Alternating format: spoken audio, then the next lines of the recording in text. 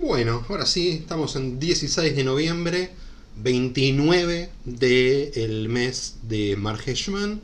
En Israel, las comunidades de Beta Israel, las comunidades etíopim, están festejando el Sgid, ¿sí? Están festejando, perdón, el Sigd, una, un hag muy interesante que tiene que ver con eh, el contacto de Moshe con el Kadosh Baruj Hu, ¿sí? Y bueno, se celebra justamente 50 días después de Yom Kippur, así que les cuento, pasaron 50 días de Yom Kippur en este momento. ¿Sí? Y dentro de un ratito, en unas horas nada más, va a estar comenzando el próximo mes, el mes de Kislev, ¿sí? El mes de la luz, el mes de Hanukkah, así que estamos en un día, noche, ¿sí? Que es de festejo. Um, ¿Me perdonás, Eliezer? ¿Cómo se llama lo que festejan los etiopín que no capté? Se llama Sigd. Yo te lo voy a mandar después por SIGD sería. ¿Sí? ¿De ese tema vas a hablar ahora? No, no, no. Solo lo mencioné porque quiero que conozcan. ¿Sí? De hecho les digo Hag Sameach, porque así como tenemos festividades que tienen que ver con un lado del judaísmo del otro, bueno, Beta Israel también es parte de Am Israel y lo más lindo es que también nos da la posibilidad de festejar que muchos de nuestros hermanos de Etiopía, de Sudán, han podido volver a la patria, ¿sí? Han podido volver a Eretz Israel en los últimos 50, 40 años, 30 años, ¿sí? Las operaciones que realizó Medinat Israel, Alfombra Mágica, Operación Shlomo, ¿sí? Etcétera, etcétera, Operación Moisés, y nada, es para celebrar. ¿Sí? Hace un ratito hablamos de películas, bueno, Ser digno de ser, me parece que es lo más lindo que se puede ver. ¿Sí? Um, bueno, si me dejan, ahora empezamos con nuestro tema y lo relaciono con la para allá esta semana, ¿sí? Porque hay una discusión, un fragmento muy lindo de la película donde se discute de qué color era el primer ser humano, ¿sí? Y el protagonista de la película dice que Adam debía ser Adón, debía ser rojo, ¿sí? Seguramente dice que Adam es colorado y en esta para allá Toldot, aparece Edom. ¿Sí? Aparece Esab por primera vez, el hijo de Itzhak, y se dice que era muy rojizo y que por eso también se lo llamó Edom. Así que conectamos con la para allá esta semana. Muy bien. Tenemos el último encuentro de rituales de pasaje. Hoy vamos a estudiar quizás uno de los más interesantes de todos los ritos, porque no está dentro de aquellos que esperamos dentro de una vida judía. ¿Sí? O sea, un Yehudí no cumple con este ritual de pasaje. Al mismo tiempo, es uno de los más valiosos de todos. ¿Por qué? Porque estamos hablando de la conversión, estamos hablando del Giur. ¿Sí? Y todos los rituales que hablábamos hasta la semana pasada son todos rituales que nos corresponden porque nos tocó ser Yehudim. ¿Sí? O sea, nacimos Yehudim o elegimos ser Yehudim, entonces tenemos determinados rituales. Ahora, elegir ser parte del pueblo de Israel conlleva una cierta cantidad de rituales que tienen que ver con, bueno, una decisión fundamental, que es entrar al pacto, ¿sí? Y no porque uno ha nacido de un vientre materno, ¿sí? Tal cual dice la Hajá, sino porque uno tiene la decisión, tiene el convencimiento. Y sobre todo eso vamos a estudiar hoy, que tiene un montón de aristas muy interesantes, y vamos a dejar para el final, ya adelanto, para el final vamos a dejar la discusión de qué pasa con las conversiones y la República Argentina, Latinoamérica, el mundo, ¿sí? Por qué está la discusión de conversiones sí o conversiones no, con respecto a todo lo que no esté en Medinat Israel, ¿sí? Pero vamos a ir llegando de a poquito. Como siempre, una presentación acorde, ¿sí? Al público selecto de estudiantes que tengo aquí delante mío. En este caso la imagen no representa la conversión, es una imagen cualquiera ¿sí? De Google, pero bueno, ¿no? vamos a ir estudiando una de las cosas que no se puede hacer con un ger o con una gioret, ¿sí? Ger converso, Gioret conversa, quien elige, ¿sí?, por motus propia ser parte del pueblo de Israel, no se le puede recordar su pasado como no yehudí, ¿sí? Está prohibido. Está prohibido avergonzar a alguien en el público, y esto aparece en el libro de Shmot, ¿sí?, cuando dice a Shofej, Adam ba Adam, Adam da moy shafej, ¿sí?, cuando una persona derrame la sangre del hombre en el hombre, dice, y un comentario muy, muy lindo, muy conocido de ese pasuk de Shmot dice que la sangre del hombre en el hombre es cuando se le ponen los cachetes colorados, ¿sí?, por el color de la sangre. Uno no tiene permitido hacer pasar vergüenza a otra persona. Podemos discutir en un rato por qué sería una vergüenza que alguien tenga un pasado no yehudí, ¿sí? Pero lo vamos a dejar para más adelante, ¿sí? Obviamente la respuesta es: no es vergüenza eso. Vamos a ver a qué se refiere el Peirush, ¿sí?, el comentario. Entonces, la imagen de fondo, no elegí a nadie en particular, ¿sí? No elegí nadie que haya completado el proceso de conversión, porque no nos corresponde a ninguno de nosotros estar revisando qué fue de la vida de las personas antes del Gibur. Ok. Entonces, cuando empezamos a estudiar, ¿sí?, tenemos que ir a las fuentes. Y la realidad es que cuando hablamos de Gibur, cuando hablamos de la conversión, estamos hablando de una situación que en la Torá se da en un montón de formas, ¿sí? O sea, se da mucho. Es dentro de lo que podríamos pensar, la idea de que una persona que no sea del pueblo de Israel se suma al pueblo de Israel en la Torá es muy común. Y lo encontramos, por ejemplo, de la siguiente manera: de todas las fuentes de la Torá que hay, elegí esta, ¿sí?, que me parece una de las más lindas, que dice que Ezrach mikem y el ager agar itchem ve'avta lo kamoja ki geirima item beres mitzrayim ani Adonai Elohim, ¿sí?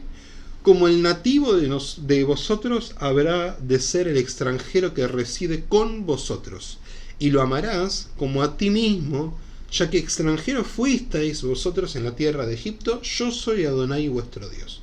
En Vaikra, en el libro de Levítico 19:34, ¿sí?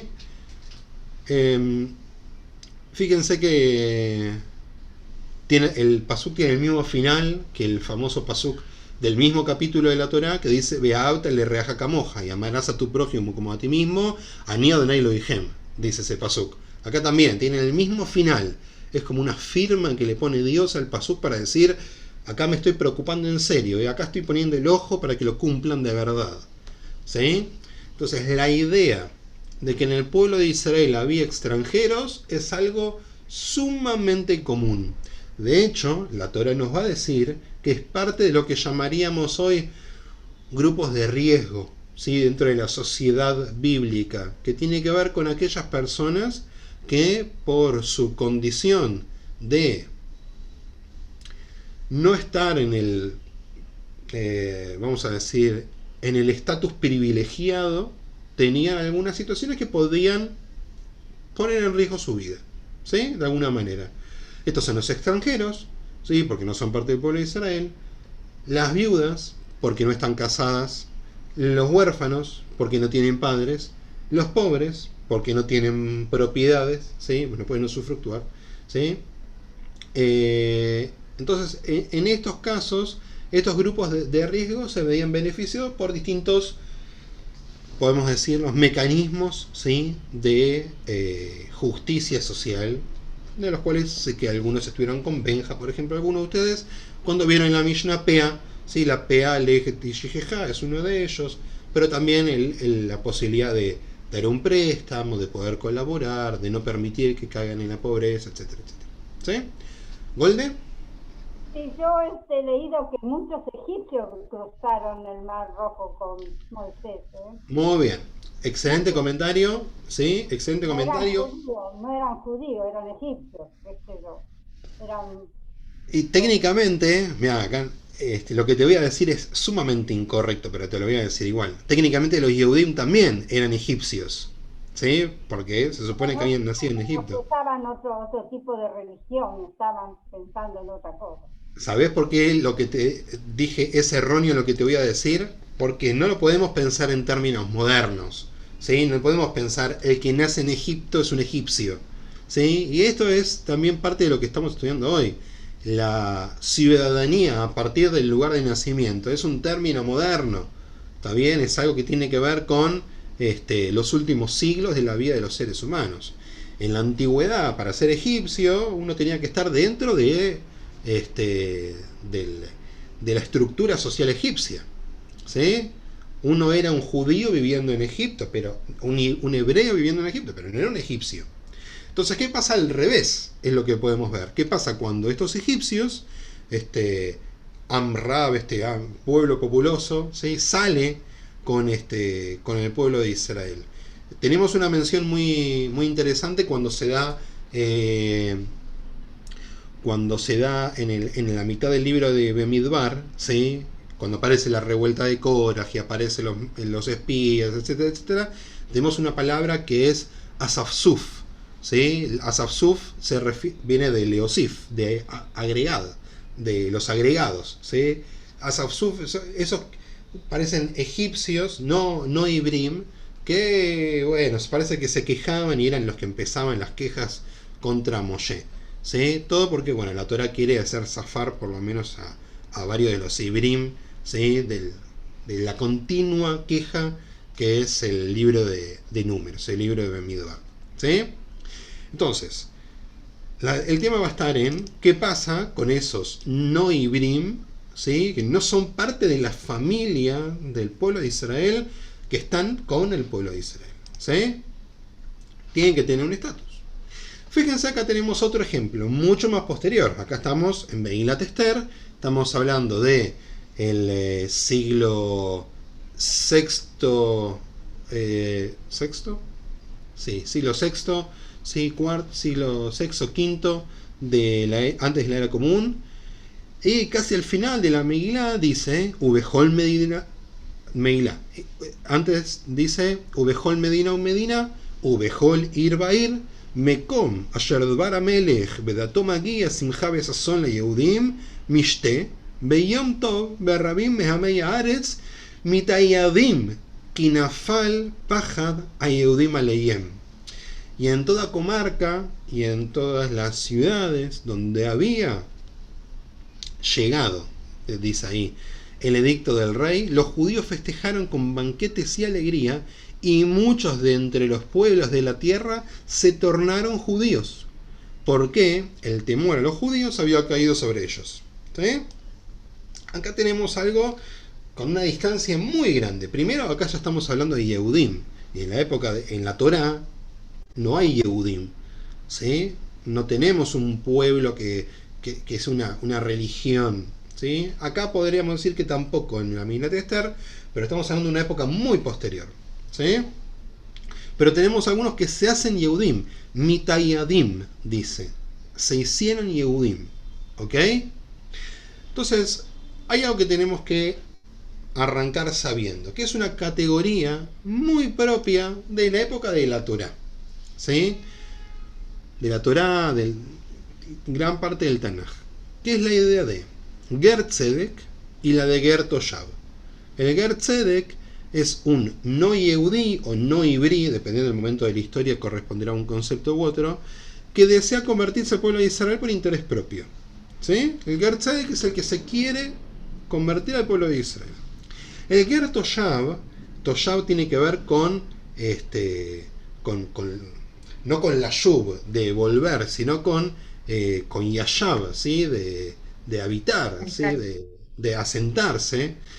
Es el que vive en zonas habitadas por el pueblo de Israel, pongamos, vive en el reino de Yehudá, ¿sí? No es su deseo convertirse, y respeta las Sheva Mitzvot de los hijos de Noach, las 7 Mitzvot de los hijos de Noach. En este caso, están en un estatus intermedio. Entonces acá tenemos que prestar especial atención. Y es, nosotros que pensamos en términos de ¿es Yehudí o no es Yehudí? En la época de la Torá había algo sumamente mucho más gris, que es aquel no Yehudí o Ibrí, de vuelta, ¿sí? Depende del momento, puede cambiar, que vive dentro, ¿sí? Vive con el pueblo de Israel, ¿sí? Como un no Yehudí que vive hoy en Villa Crespo, vamos a ponerle, o en Israel, Bueno, había determinadas reglas que tenía que seguir el Yehudí con esa persona. ¿Sí? El Yehudí con ese ger tenía que tener algunas consideraciones especiales. No podía tomarlo como si fuese un cualquiera. ¿Por qué la palabra ger? ¿Sí? El ger viene de la palabra lagur. ¿Sí? Lagur es habitar, ¿sí? Residir, podríamos decir. Ni gar be Buenos Aires. Yo vivo, resido en Buenos Aires. ¿Está bien? Entonces, era muy común que haya geirim en todos los pueblos. ¿Sí? O sea, alguien que no era del pueblo hegemónico viviendo en el lugar de ese pueblo hegemónico. ¿Sí? La verdad es que explicarle eso a un yehudí, digo, ¿qué nos tiene que explicar? Si nosotros fuimos, la Torá nos habla que geirim, fuimos geirim en Mitzrayim, fuimos extranjeros en la tierra de Mitzrayim, pero la verdad es que después fuimos extranjeros en un montón de lugares. ¿Sí? Nosotros sabemos lo que es eso, sabemos lo que es ser el extraño, el apartado, ¿sí? Y dependiendo cómo es la consideración del lugar y de la época, el extraño, el extranjero, ¿sí? Que comparte por supuesto raíz, va a tener distintos derechos, distintas posibilidades en la sociedad en la que se quiere acoplar. ¿Sí? Entonces, cuando hablamos del giur, de la conversión, estamos hablando de que hoy, cuando hablamos de alguien que se suma a ser parte total del pueblo de Israel. ¿Sí? Es un yehudí o una yehudía más.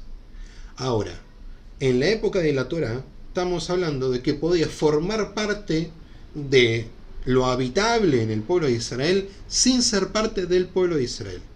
¿Sí? Entonces, esto cambia. ¿Sí? Como les dije, si hoy es de una forma, en la época de la Torá es otra, en un momento algo cambió. ¿Sí? En un momento convertirse implicó no solamente, implicó convertirse, no solamente residir en donde residen los Yehudim. ¿Ok? ¿Estamos hasta acá?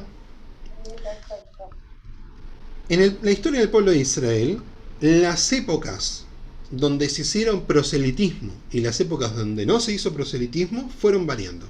¿Sí? Hubo momentos en la historia del pueblo de Israel donde el proselitismo, o sea, la idea de poder sumar más gente al pueblo de Israel que no sea parte, fue una política de Estado, y momentos donde no. ¿Sí? Si tuviésemos que poner ejemplos, la época del rey David es una época donde hubo mucho proselitismo, ¿sí? Por las conquistas, ¿sí?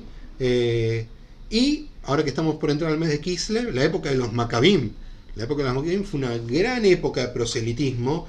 De hecho, es la época donde encontramos, no piensen solamente en la época de Hanukkah, sino de ahí las generaciones de los reinos macabeos, Hashmonaim, que vinieron después. Encontramos a muchos geirim que son muy conocidos. ¿Sí? Por ejemplo, vamos a encontrar a Batalión, ¿sí? Uno de los maestros de Hillel y de Shammai, ¿sí? Que era un converso. ¿Por qué hay un converso que llega a un estatus de ser un gran maestro en aquella época? Bueno, porque el proselitismo estaba muy en boga. ¿Sí? Al mismo tiempo que se luchaba contra el helenismo, había mucho proselitismo. Pero, como se imaginarán, porque es la época, o sea, es el momento en el cual estamos, hubo muchas épocas en las cuales el judaísmo se volvió antiproselitista. Es decir, no hay una búsqueda deliberada para que una persona que no sea parte del pueblo de Israel se sume. ¿Sí? Y la frase no hay una búsqueda deliberada es que puede entenderse como que hay momentos en los cuales no se permite la conversión, puede entenderse como hay momentos que no es un deseo, ¿sí? No es una búsqueda política, no es que un cartel acá pongo en la ventana, te convertís a la Yahadut y te regalamos una 200 de knishes. ¿Sí? Había como mucho escepticismo por el tema del proselitismo. Ahora, ¿por qué es esto? Y de hecho es el judaísmo con el que nos encontramos hoy. Hoy el judaísmo no sale a evangelizar. ¿Sí? Piensen en las campañas de los reinos católicos españoles, evangelizando a la América, a la América precolonizada. Hay una búsqueda de convertir a esa gente, una búsqueda de llevarles la verdad. Eso en el pueblo de Israel nos parece raro, ¿sí? No ocurre, no es algo que nosotros vemos. ¿Por qué? Bueno, mayormente esto nació en la época de los Rabanim, en la época de la Mishnah.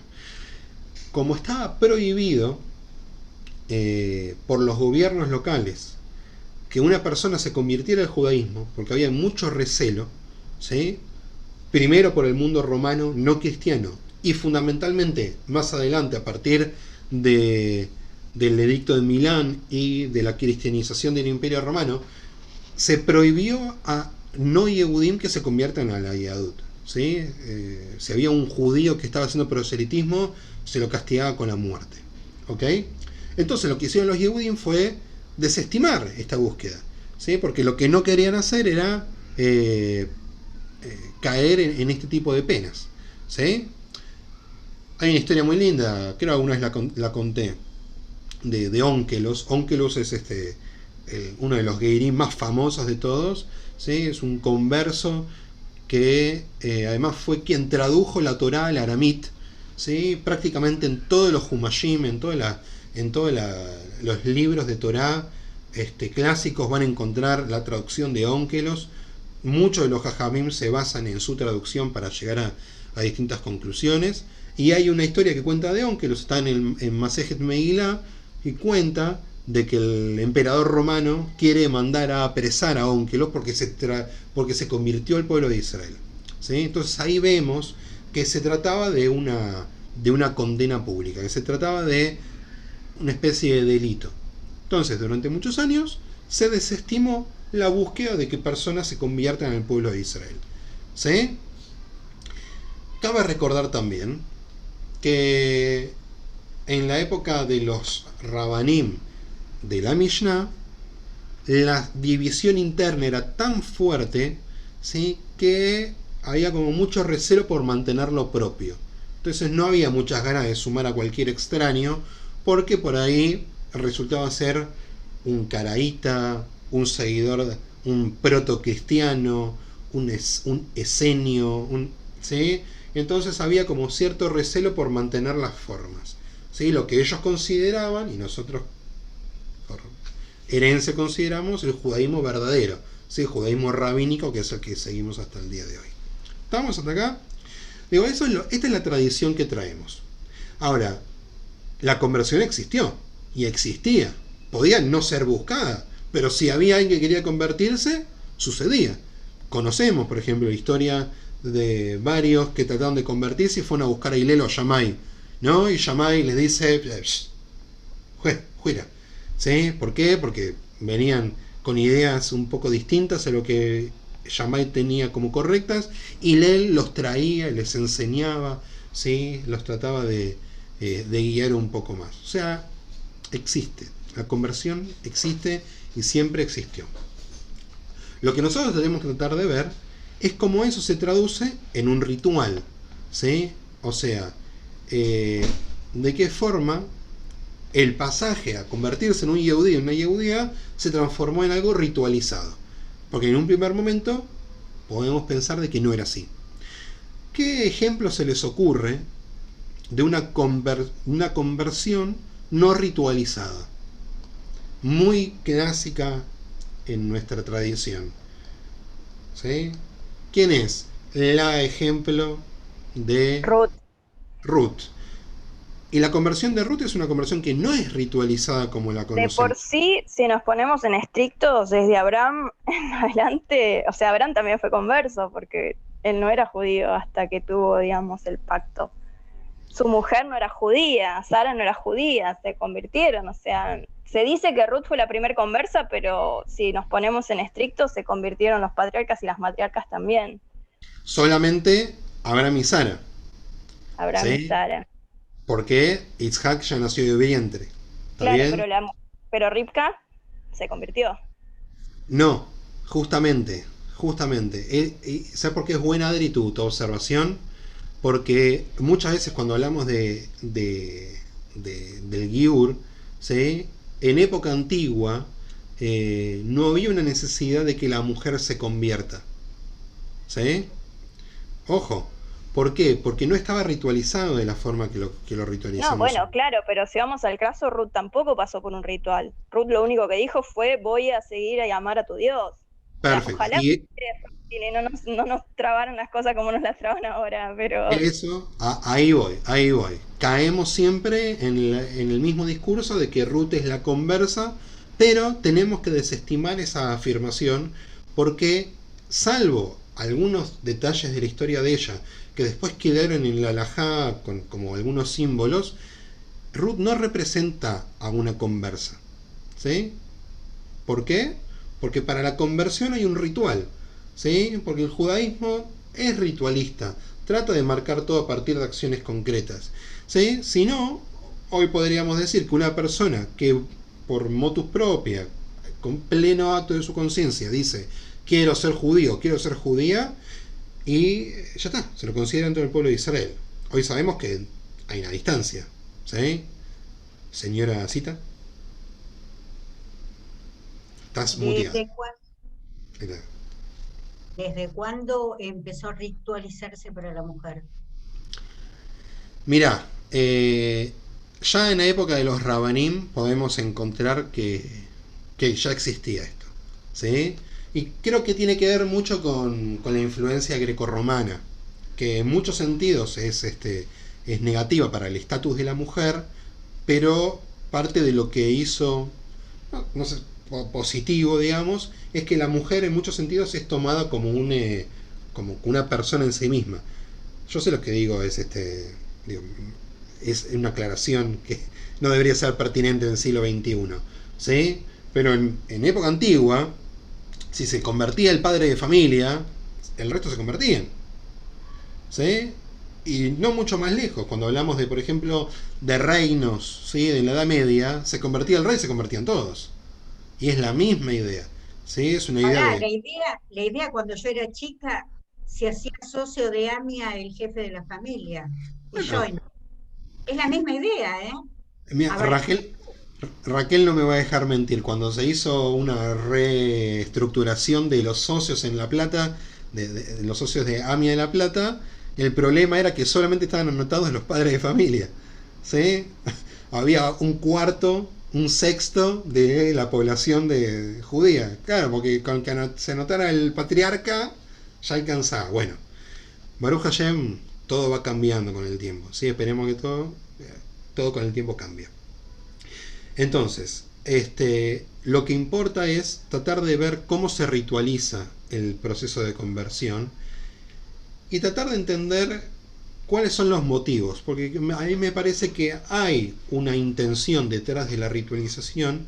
¿Sí? Si hay una ritualización es porque hay más pasos intermedios, y si hay más pasos es porque creo que los Rabanim buscaban de alguna manera que la conversión fuese certera.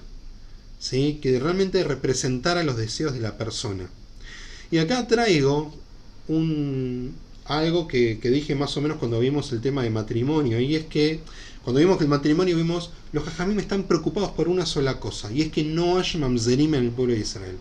¿Sí? Que no haya hijos de relaciones no permitidas. ¿Sí? Y acá la búsqueda es más o menos la misma. Acá la búsqueda es... no queremos obligar a nadie a las mitzvot, ¿sí? O sea, no queremos sumar la cantidad de Yehudim que son que no respetan mitzvot, ¿sí? Después podemos pensar si la búsqueda está bien o no está mal, si lo están, pero la búsqueda es esa, la búsqueda es tratemos de no sumar a gente, ¿sí?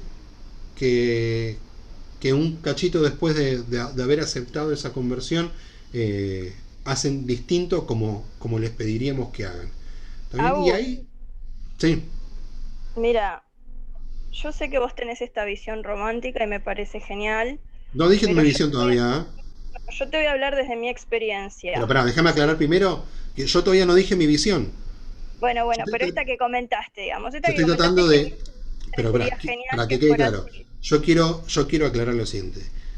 lo que estoy tratando de entrever es cuál es la intención de ritualizar el proceso de conversión. ¿Sí? Ok. Porque Bueno, yo te lo voy a decir desde mi experiencia y calculo que con esto también me estoy jugando un poco el tema del certificado. ¿Querés que pause la grabación? No tengo problema en decirlo porque de hecho ya me he peleado con varios. Yo me siento judía desde el día en que nací, más o menos, porque desde que tengo uso de razón que digo que soy judía. Hace 20 años que participo de la vida comunal judía. Estudio más que un montón de judíos que conozco que portan apellido. Y sin embargo, todavía no tengo mi certificado de judía porque no lo puedo pagar. Porque hoy en día está todo centralizado por el seminario rabínico, y el seminario rabínico para convertirte te cobra lo mismo que te sale una carrera completa en una universidad privada. Entonces, no importa si te importa realmente, no importa si realmente lo sentís, no importa si cumplís con las mitzvot, no importa eso, importa si lo podés pagar. Si no lo podés pagar, lo lamentamos. Y es lo que me está pasando a mí hace 20 años. Recién el año pasado logramos con Rubén Safferstein y con Ori Sheren, que les agradezco eternamente, que me permitan en el seminario que me preparen de forma privada, o sea, de forma particular, y solamente pagar el examen. No tener que pagar toda la cursada, porque además apliqué para becas como 3, 4 veces y me las negaron, y tampoco hay becas 100%, hay becas al 50% nada más. Entonces está todo muy lindo, pero yo conozco gente que ha realizado la conversión y que no le preguntaron nada, o sea, pagó mes a mes el seminario rabínico, dio el examen, lo rindió, nos vimos en Disney, tomá tu certificado, sos judía y seguí adelante. Por eso es tan importante un shiur como este, porque estamos haciendo un poco de recorrido para tratar de entender dónde está el Icar, dónde está la esencia. ¿Sí? Hay que partir de una premisa, ¿sí? Nos guste o no, digo, al que no le gusta, hay otras denominaciones del judaísmo que tampoco le parecen fundamentales y la desestiman. La halajá establece dos formas que una persona puede ser yehudí o yehudía: haya nacido por vientre judío o se haya convertido según la halajá. ¿Está bien? O sea, el judaísmo no es una cuestión, no es un tema ontológico, o mejor dicho, es un tema ontológico, no es una cuestión de voluntad. ¿Sí? Tiene que ver con ser. ¿Se es o no se es?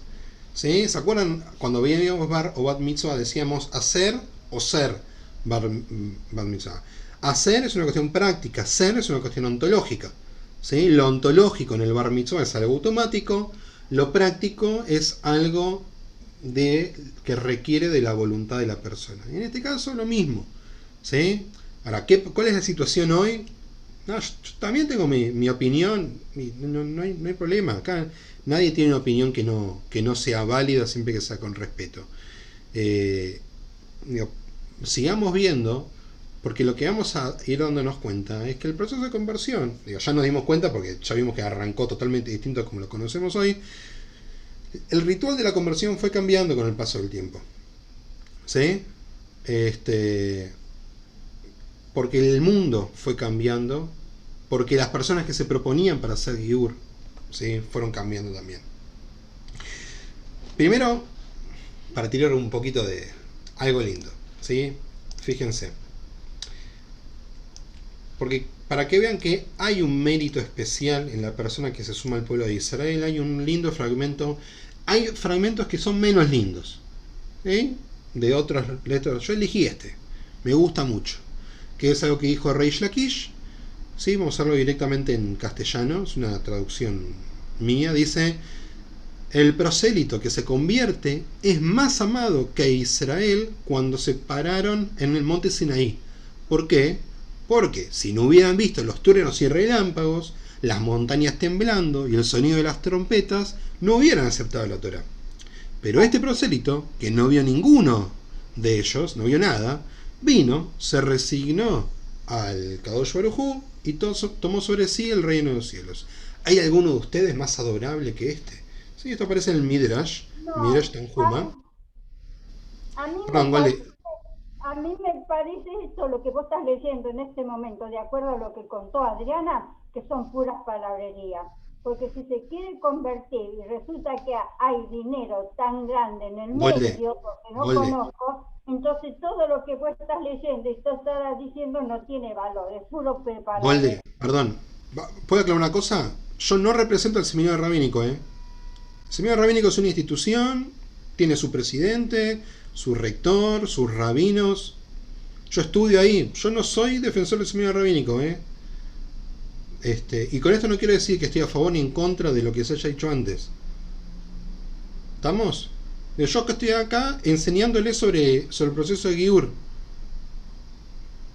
¿Sí? No quiero que la discusión se nos pase a hoy, ya. Lo podemos hablar un ratito. Pero déjenme contarles esto. ¿Sí? Porque digo, es lo que hace el estudio. ¿Sí? Que es lo que venimos a hacer. Acá hay una fuente que nos dice que es mucho más validero, ¿sí? La persona que se suma al pueblo de Israel, porque si todos los Yehudim estuvieron en el Ar Sinai, ¿sí? Todos los Yehudim estuvieron ahí, ¿sí? Como dice Parashat Nitzavim, hay algo que tiene que ver con la aceptación a través del temor, el temor reverencial, y que una persona que se suma por propia voluntad no lo tuvo, y el Midrash lo toma como algo positivo. ¿Sí? Ahora lo trabajamos el tema, yo no lo niego, y podemos pensar por qué sucede, no hay problema. Digo, sigamos el recorrido, porque si nos saltamos directamente hasta la actualidad, ¿sí? Estamos suponiendo que todo es normal en el medio, y nos están faltando casi que 2000 años de historia, ¿sí? Tampoco tengo un montón de placas más, no se preocupen, pero vamos a ir trabajando a poquito. ¿Sí? Acá un tema interesante, que es la motivación, la Kavaná. ¿Hay una motivación válida para la conversión? Cuando nosotros, por ejemplo, si alguno leyó la novela de Bayevi Singer, El esclavo, hay un caso muy interesante, que es que se niega la posibilidad de que una persona se convierta porque desea casarse, ¿sí? Que es una discusión larga, vieja, que hoy ya está superada, ¿sí? O por lo menos en el mundo liberal. En el mundo ortodoxo creo que también está superado, ¿sí? En la antigüedad no estaba permitido que una persona se convierta si era para casarse. La razón máxima, ¿sí? Tenía que ver con que el amor, la pareja podía disolverse, pero la persona iba a seguir siendo yehudía o yehudí de la misma manera, y que no queremos a alguien que incumpla con, ¿sí? Bueno, no es eso, ¿sí? Además, la conversión... Perdón, el móvil o el motivo podía ser netamente el interés. Sí. No, digo que... Que se da también, se sigue dando. Sí, y un montón.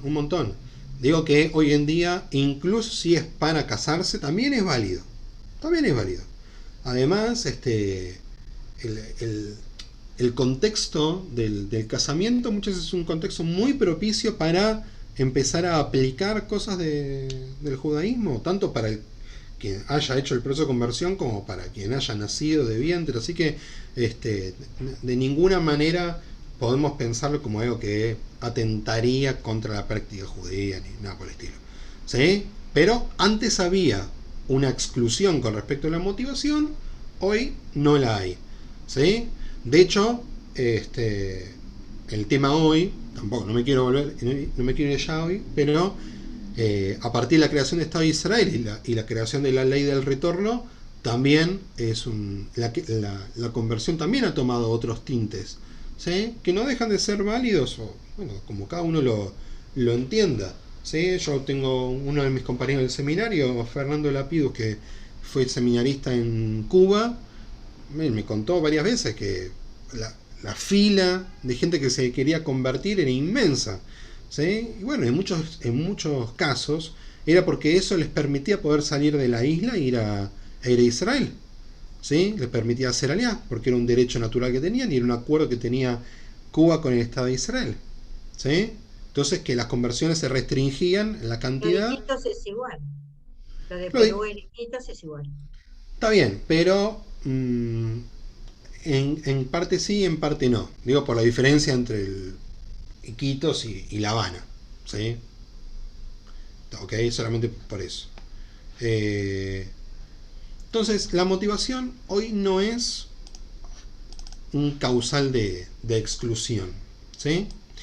Pero cuando hablamos del procedimiento de la conversión, ¿sí? Estamos hablando de 3 pasos que son fundamentales, por lo menos desde la teoría, que son 3 para los hombres, 2 para las mujeres. Mila, Kabbalah, Tol la Mitzvot, y Ol Mitzvot o Ol a Mitzvot, y Tevila. Mila, el Brit Mila, la circuncisión ritual. Kabbalah Tol Mitzvot, ¿sí? La recepción, la aceptación del yugo de las mitzvot, ¿sí? Uno tiene que aceptar el cumplimiento de las mitzvot. Y la tevila, ¿sí? La inmersión ritual en la mikve, ¿ok? Entonces veamos estas 3 un cachito. Por supuesto, en el caso de las mujeres, la milá no existe, ¿sí? Y cuando se trata de una persona que ya tiene hecha la circuncisión por otros motivos, se hace, como hemos visto cuando vimos Brit Milá, se hace la Atafat Dan Brit, ¿sí? Se hace el pinchecito donde gotea una gota de sangre. Con eso se toma como que está realizada la milá, ¿sí? Acá lo principal, o sea, lo más complejo es entender Kabbalah Tol Mitzvot, ¿sí? ¿Cómo se entiende? ¿Cómo interpretamos que una persona recibió, acepta las mitzvot? ¿Sí? En la época de la Mishnah y el Talmud, ¿sí? Se aclara mucho, se dice que le cuentan algunas mitzvot más livianas, algunas mitzvot más pesadas. Se intenta disuadir al candidato para ser converso o conversa, ¿sí? ¿Saben por qué se lo intenta disuadir? Porque no era... Hoy cambió, Baruch Hashem. No era muy alentador ser un yehudí en muchas épocas, en la Edad Media, por ejemplo, ¿sí? Decían, ¿seguro que te querés sumar? Fíjate que te vas a sumar a un pueblo que está exiliado, que es perseguido, odiado. ¿Seguro? ¿Sí? Se le preguntaban varias veces. Y la persona sí respondía, seguían todo para adelante. ¿Ok? Cuando la persona acepta esas mitzvot, ¿sí? Lo único que le queda es declarar ante un tribunal, ante un Beidín, ¿sí? 3 personas que sean idóneas para ser parte de un tribunal. Ya hemos visto la otra vez que, por lo menos en la mirada hasta el día de hoy, estamos hablando de solamente hombres mayores, pero que además estén metidos, o sea, que conozcan del tema, ¿sí? No cualquiera. Y después la posibilidad de hacer la tevila, ¿sí? Hay un detalle, qué sé yo, de los que me gustan a mí, en cuanto a la tevila, que la tevila implica una verajá, ¿sí? Así como el Brit Milá, el paso de la inmersión ritual tiene una verajá. La verajá se dice después de meterse, ¿sí? ¿Por qué? Y este es el segundo ejemplo de todas las verajot que hay, el segundo ejemplo de una mitzvah, de una verajá que se dice después de haber hecho la acción, ¿sí? La otra es de la carne y el encendido de las velas de Shabbat. Primero se prenden las velas y después se dice la verajá. Ahora, ¿por qué en el caso de la tevilá con un ger o con una guioret?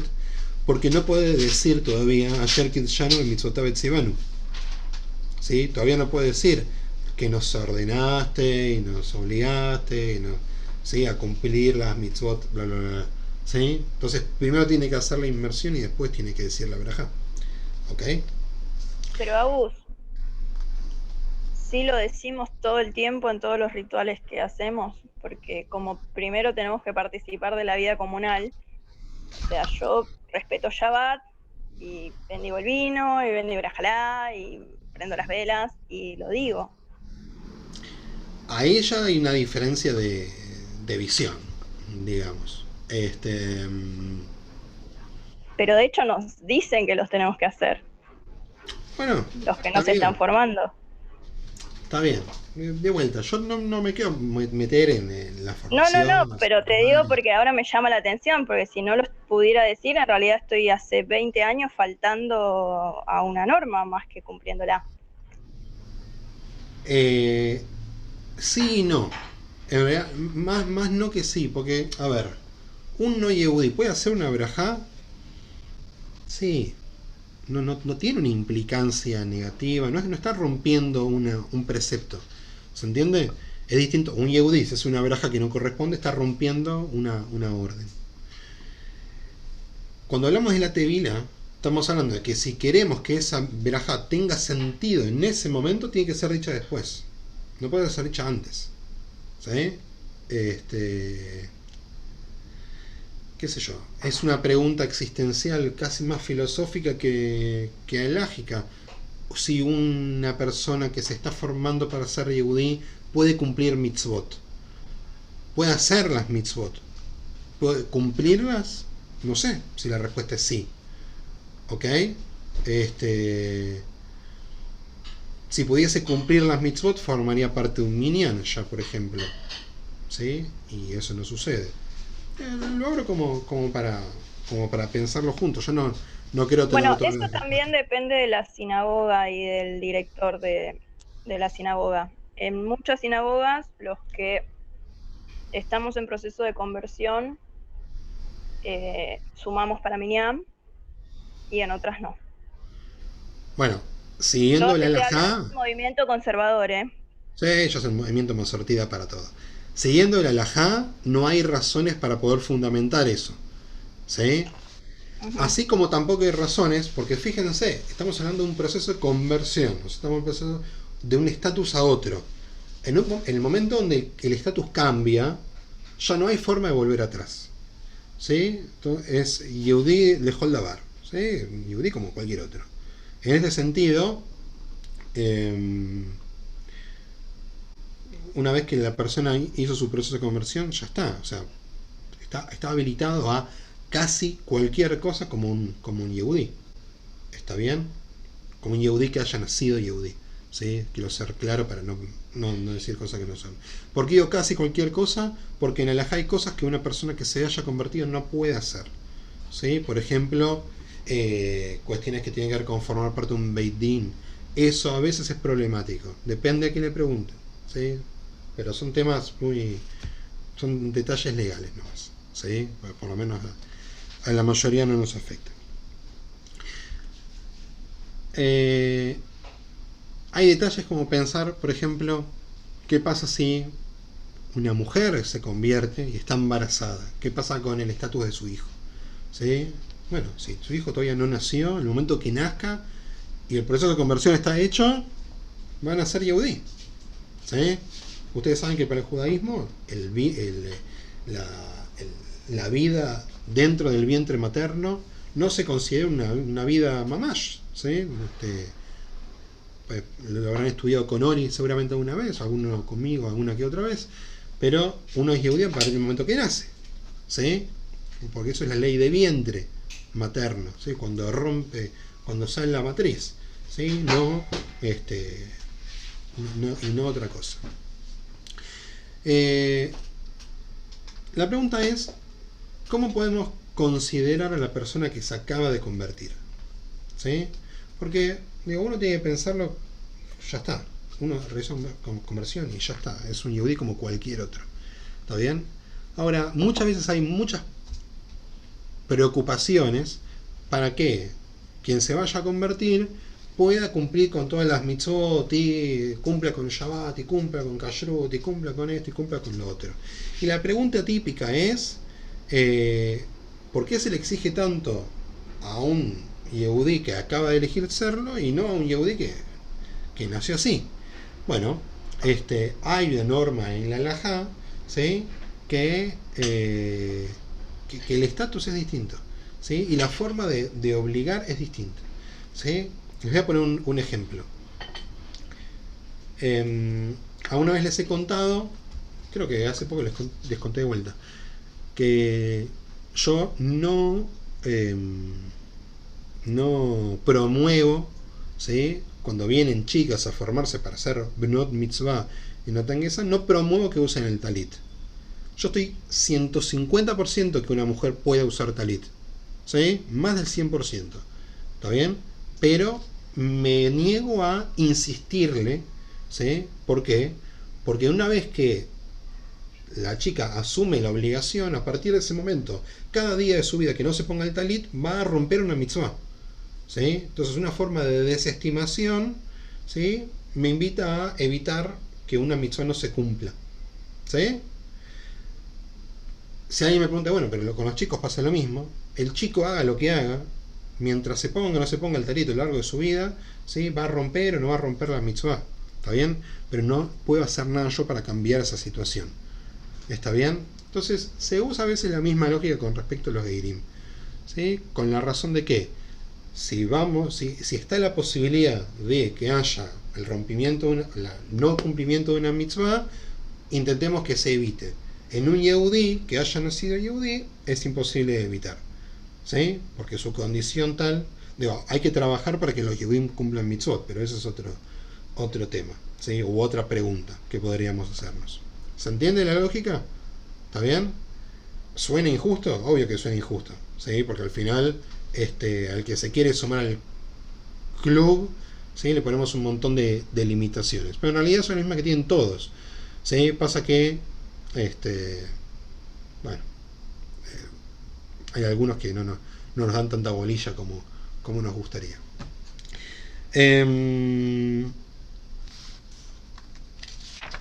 ¿Qué más? Bueno, hay un gran tema, ¿sí?, que vamos a charlar un poquito. Yo después les voy a subir un artículo de la revista Magshabot al respecto, ¿sí?, muy interesante. ¿Conocen Magshabot? ¿Sí? Revista que ha publicado durante muchos años el seminario, con artículos impresionantes, y todos los artículos están digitalizados, ¿sí?, en la página de Magshabot, así que recomendado. Hay un artículo que tiene que ver con las conversiones en Argentina, ¿sí?, y con un jerem, un edicto, una prohibición que se sacó en su momento a principios del siglo XX, en la cual se prohibió, ¿sí?, la realización de conversiones en la Argentina, y se invitaba a que las conversiones fuesen hechas en Israel conforme a la Rabanuta Rashid de Israel. Esta prohibición fue tomada por muchos países de Latinoamérica, y de hecho ortodoxias de la mayoría de los países de Latinoamérica y otros lugares del mundo lo siguen manteniendo de esta manera. ¿Por qué? Porque este jerem que se lanzó hasta el final de los días, así dice, o sea que no tiene forma de ser revocado. Una de las razones que siempre se argumentaron para este tipo para este jerem fue la relación con la época en la que la Argentina, y especialmente en la ciudad de Buenos Aires, operaba lo que se llamaba la Tzvi Migdal, ¿sí?, Tzvi Migdal, que era una red de trata de blancas organizada, ¿sí?, llevada adelante por parte de la comunidad argentina, judía argentina de Buenos Aires, y que en el imaginario popular, la prohibición de las conversiones tenían que ver con que no se quería que esto sea parte del sistema de la trata de blancas, ¿sí? Pero la razón es otra. El jerem se produjo años antes, ¿sí?, que el clímax de la Tzvi Migdal se produjo en los años 20, en el año 1927. Y acá hay dos rabinos que formaron parte, dos rabinos ortodoxos, o en la época no había mucho más, por lo menos en Argentina. El rabino Setón, de una comunidad siria en Buenos Aires, y el rabino Goldman, que en ese momento era uno de los líderes y fundadores de la comunidad de Moisésville, ¿sí?, en Santa Fe. La razón que se dio es que ante una sociedad donde había un incumplimiento tan grande de la halajá, no se quería permitir la conversión de nadie más, ¿sí? ¿Por qué? Porque se afirmaba que una persona que se convirtiera al judaísmo iba a ver que el resto del pueblo de Israel no cumplía mitzvot, y por eso decir, listo, no cumplo nada. Y esa era razón suficiente como para no permitir ninguna conversión en toda la región, ¿sí? Y que solo quedaba la excepción de que una persona vaya a Israel y que lo convierta en la Rabanut de Israel, ¿sí? Esto en el artículo que yo les voy a compartir cuando publique esta grabación está más detallado, pero y acá el rabino Skorka hace una aclaración importante. si bien hoy en día se suele pensar lo mismo, y encontramos en círculos ortodoxos la misma idea de que no existen las conversiones válidas en la Argentina, ¿sí? Que tienen que ser sí o sí Israel, encontramos varios ejemplos dentro de incluso la ortodoxia, en la década del 40, el 50, el 60, en las cuales han habido conversiones porque muchos de los grupos ortodoxos no estaban de acuerdo con el dictamen de principios de siglo. ¿Sí? ¿Por qué? Porque no representaba una idea con sustento lógico. Era más un por si las dudas, pero en realidad no. Por las dudas, pero en realidad no tenía un basamento legal. El tema es que irresponsablemente, como lo vemos nosotros, esto fue hasta el final de los días. Entonces nunca hubo forma de revocarlo, por lo menos por las vías legales. Con el nacimiento del movimiento Masortí, Marshall Mayer dijo: hagan lo que quieran, nosotros vamos a hacer conversiones. ¿Por qué? Porque la halajá nos da las herramientas suficientes para que haya conversiones. ¿Sí? Porque si hay Mila, porque si hay Kabbalat ol Mahut, o el Mitzvot, perdón, y si hay Tevilá, la conversión es efectiva. ¿Sí? Entonces se empezó a luchar contra este fenómeno que en la ortodoxia se perduró y en movimientos liberales se trabajó de otra manera. ¿Sí? Dale. Una pregunta, pero inclusive en esa época no creo que en Israel todos hayan respetado la norma y entonces en todo. No te entendí mucho. ¿Podés repetir? Supuestamente no podía. Sí. Supuestamente no se podía hacer acá en Argentina porque el pueblo judío acá en Argentina no respetaba ni hacía las mitzvah. Pero en Israel también hay un montón de judíos que no respetan la mitzvah, inclusive supongo que en esta época también había. A ver, de arranque en 1927 ni siquiera había tantos judíos, ¿sí? en Eretz Israel. Y la mayoría de los que había no eran muy observantes, porque la gran mayoría de judíos observantes que llegaron a Israel llegaron en la década del 30. ¿Sí? Los primeros eran todos halutzim, que lo último que iban a hacer iba a cumplir una mitzvah. Lo último. ¿Sí? Lo que se puede ver es que la patean el problema para el costado. No se quieren hacer cargo y dicen, bueno, lo va a resolver Israel. Durante algún tiempo, incluso, en realidad, si Israel autorizaba a algún rabino enviado, ¿sí? que estaba en Argentina, se podían hacer conversiones. O sea que el tema tampoco era muy cuadrado como lo vemos. El artículo es bueno, ¿sí? Tiene algunas cositas como para revisar ya al día de hoy, pero es bueno porque básicamente lo que dice es que es una forma, un modus operandi, que muchas veces tienen sectores que tienen la idea de hacer más rigurosa la halajá, que es poner más palos en el camino, ¿sí? Más condiciones para el cumplimiento de algo. Tenés que hacer esto y lo otro y lo otro. Al final, si querés hacer todo, bueno, es más fácil que hagas aliá directamente. Bueno, no hay otra. ¿Sí? Pero de vuelta, hay ejemplos dentro de la ortodoxia en décadas intermedias en las cuales no le han dado importancia a este jerem. ¿Sí? Y que han hecho conversiones para que gente haga aliá, por ejemplo, o para que gente se pueda casar. ¿Sí? ¿Adri? Sí, no, te quería acotar una cosa nomás. El edicto no dice que hay que ir a Israel a hacerla. El edicto lo que dice es que acá en Argentina está prohibido. De hecho, mucha gente lo que hace es ir a Uruguay a dar su examen y hacer su conversión. O sea, se preparan acá en Argentina, después cruzan el charco, la hacen en Uruguay y de esa forma la reconoce el movimiento ortodoxo. Sí, no, lo que yo decía es que tiene que tener el visto bueno de la Rabanut Rashid de Israel. Sí. Pero digamos que lo que dice el edicto es que no se puede, no son válidas las conversiones en Argentina. No sé por qué en todos los otros pueblos en todos los otros países de Latinoamérica, sí. No en todos. No en todos. Hay Bueno, algunos que hay algunos que han adoptado, sí, el jerem. Lo han de las peores exportaciones que podríamos haber tenido en la historia. ¿Sí? Pero bueno, en nuestro caso eso ya está solucionado. ¿Sí? Hasta que un yehudí quiere ir a Israel, ¿sí? Un yehudí tiene que interactuar de alguna forma con la ortodoxia en algo, y eso pasa cuando alguien quiere ir a Israel y de repente su conversión no es válida, ¿sí? Para el mundo ortodoxo. ¿Sí? Pero si un yehudí se convierte en el seminario o donde sea un mundo liberal y se mantiene dentro del mundo liberal, no va a tener problema nunca, ¿sí? El gran problema es, por ejemplo, qué pasa con los entierros acá en Argentina, ¿sí? Porque están monopolizados por un solo sector de la población judía, ¿sí? Pero bueno, esto eso tiene más que ver con política que con halajá. Con respecto al paso del Kabbalat al Malhut, ¿sí?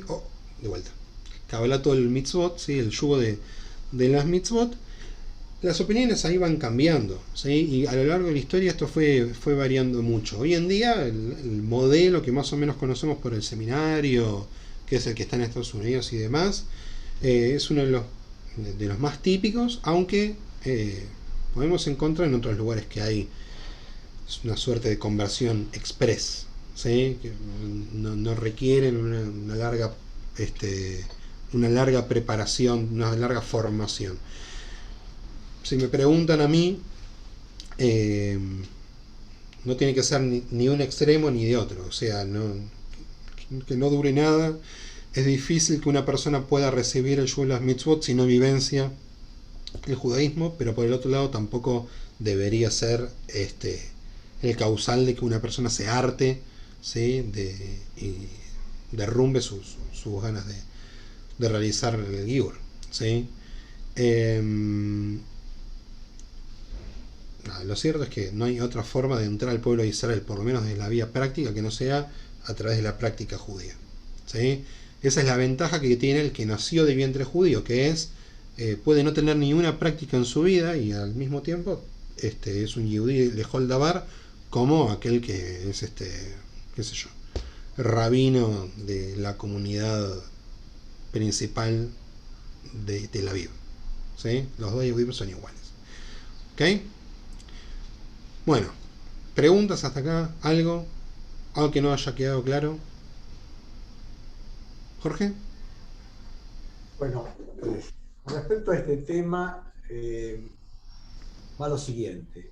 En primer lugar, a mí me gustaría, y eso yo lo charlé con un dirigente comunitario, que el rabinato de nuestra Keilah, de la AMIA, fuese un cuerpo colegiado integrado por todas las corrientes religiosas.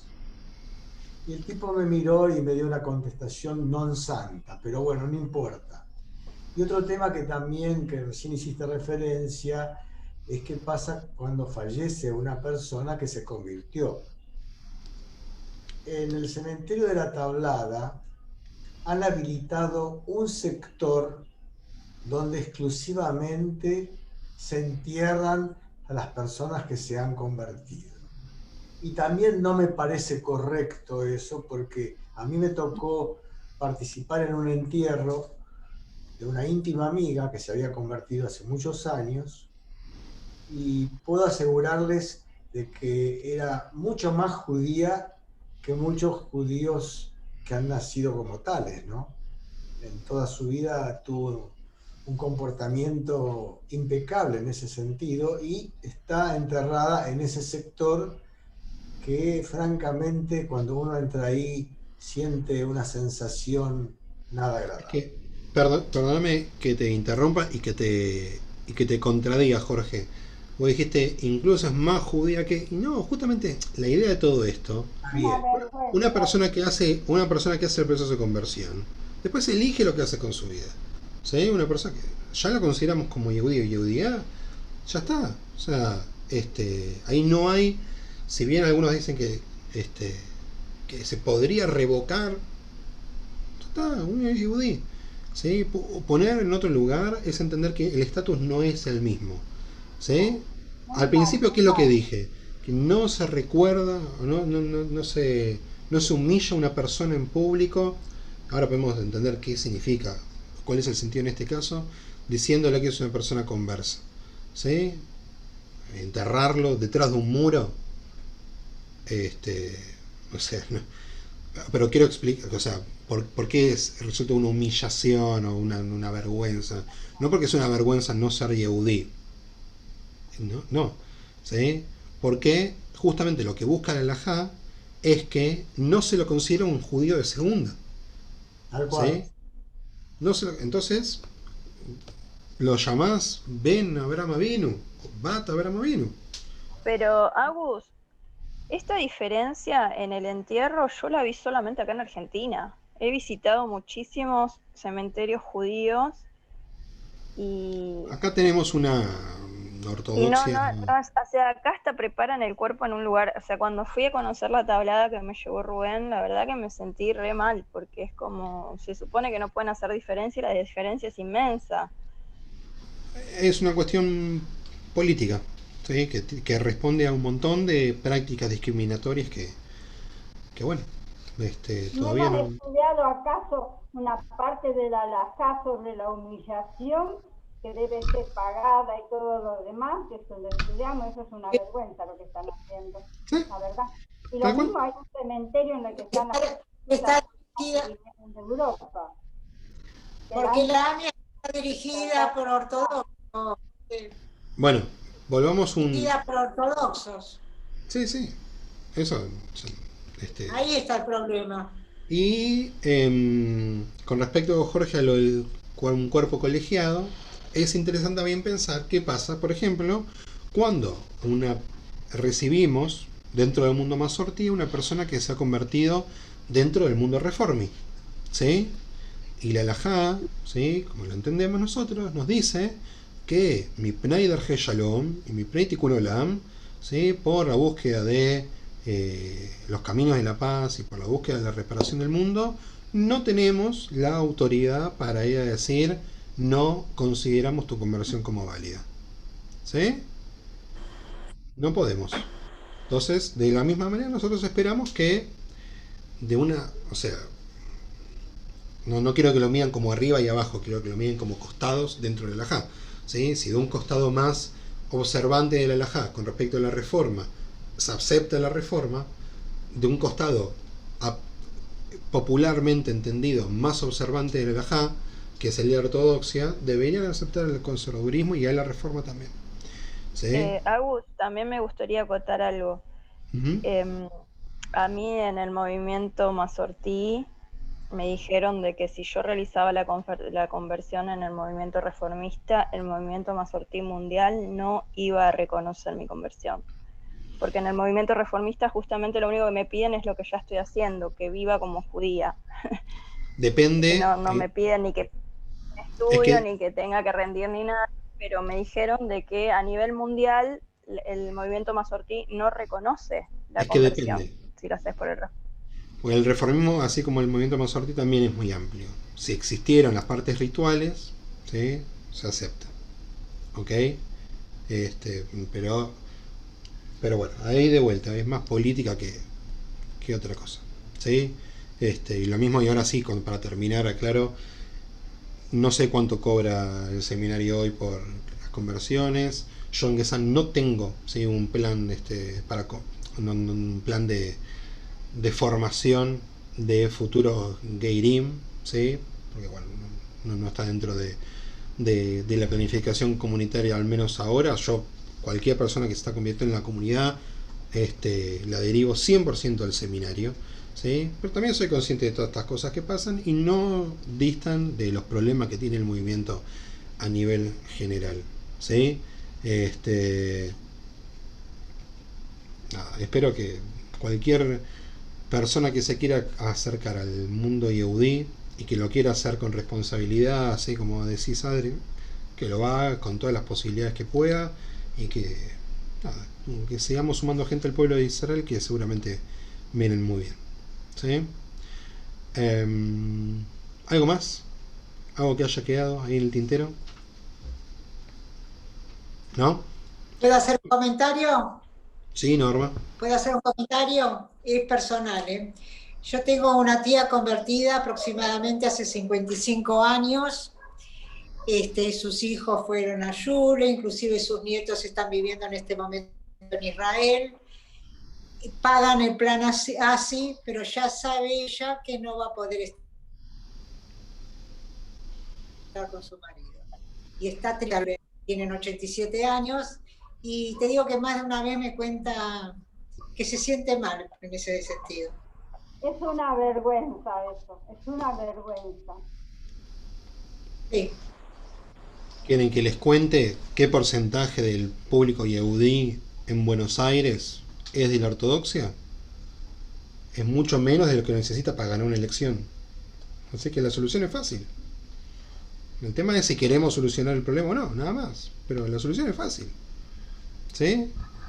Y la solución no tiene que ser sacar a los ortodoxos. La solución tiene que ser convivir con. ¿Sí? Son una comunidad. Pero la solución es fácil. No. Ya hemos llorado. Ya hemos llorado demasiado. Es cuestión de. Si queremos ocupar ese lugar, ocuparlo. Y si no, repensar por qué el mundo liberal no junta la aceptación necesaria como para poder liderar los organismos centrales de la comunidad judía en Argentina. ¿Por qué no van a votar cuando es el momento de ir a votar las elecciones a AMIA? Bueno. Así de simple. Las cuentas dan, si fueran a votar, alcanzaría perfecto. Pero antes hablábamos de la diferencia de lo práctico y lo ontológico. Podemos ser todos liberales, ser una mayoría liberal, pero en la práctica somos mayoría ortodoxo, ¿sí? Porque los votos se cuentan por cabeza, ¿sí? Y sacamos los conflictos de la cuenta de votos, y etcétera. ¿Sí? Los votos se cuentan por quien vota, ¿ok? Es el riesgo de vivir una democracia, lo lindo y lo lindo.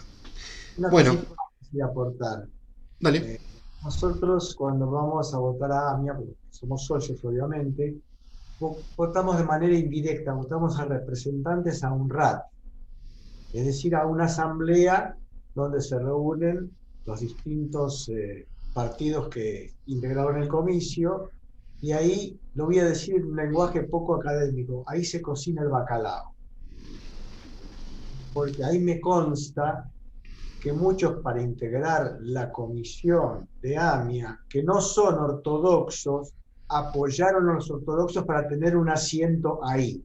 Y eso me resulta repulsivo, repugnante. No quiero emplear más calificativos porque diría una grosería, pero francamente nuestra representación no ortodoxa es francamente lamentable. Hay que preguntarse también por qué se tienden esos lazos entre el laicismo y la ortodoxia, ¿sí? Yo tengo mi pensamiento y otro día lo comentamos si quieren, pero los extremos se atraen, ¿sí? Vamos a ir cerrando por acá, así tienen un ratito para descansar. Este fue el último shiur de rituales.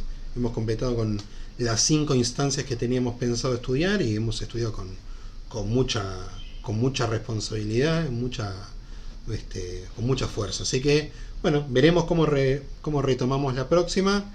Estoy pensando en un shiur sobre la halajá y la mujer, que me parece que hay algunas cosas hay que aclarar porque no sé, siglo XXI y sigo escuchando cada mishmash. Pero bueno, les iré avisando, ¿sí? Que anden bien y que tengan linda semana.